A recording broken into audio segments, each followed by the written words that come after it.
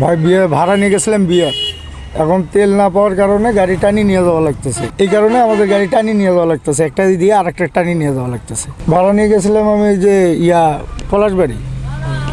পলাশবাড়ি থেকে আসতে একটা পাম্প, তেলের পাম্প একটাও পাচ্ছি না, যেখানে যাচ্ছি নাই। এখন বাধ্যতামূলক কোনো রকম রাস্তায় বর নামাই দিয়ে আসলাম, অটো ভ্যানে করে চলে গেল, আর আমি খালি গাড়ি টানি নিয়ে যাচ্ছি।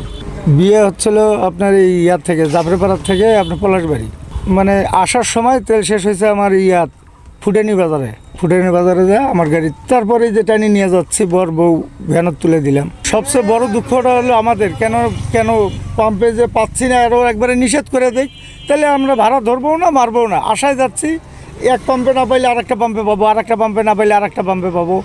এখন তো কোনো পাম্পেই যে ঢুকলেই বলতেছে নাই। আমরা কি করব, আমাদের তো কিছু করার নেই, জোর করে তো আর তেল নেওয়া যায় না। এখন সেই সূত্রে এখন বর বউ দুঃখজনক নিয়ে, অনেক দুঃখ নিয়ে ওরা অটো ভ্যানে করে চলে গেল, আর আমি গাড়ি টানি নিয়ে যাচ্ছি। 10 টাকাও দিতে চাচ্ছে না, এখন দেবে কিনা তাও বলাও যাচ্ছে না, যেহেতু রাগ করে অটো ভ্যানে গেল। এখন যদি না দেয় কী করার আছে, তারাও তো সাজবাদ করে একটা গাড়িতে উঠছে। এখন আপনারাই বলেন, আমরা তো বলতে পারবো না, আপনারাই বলেন। আমরা তো আশা করে নিয়ে বাইর হয়েছি যে এতগুলো পাম্প আছে, খালাসপির পাম্প আছে, তারপরে আপনার এই কি চতরাতে পাম্প আছে, তারপরে আপনার এই পলাশবাড়িতে পাম্প আছে, পাম্পের তো কোনো সমস্যা নেই। কিন্তু আমার যে পাম্পে যাচ্ছি তেল পাচ্ছে না, এটাই হলো আমাদের মূলত সমস্যা।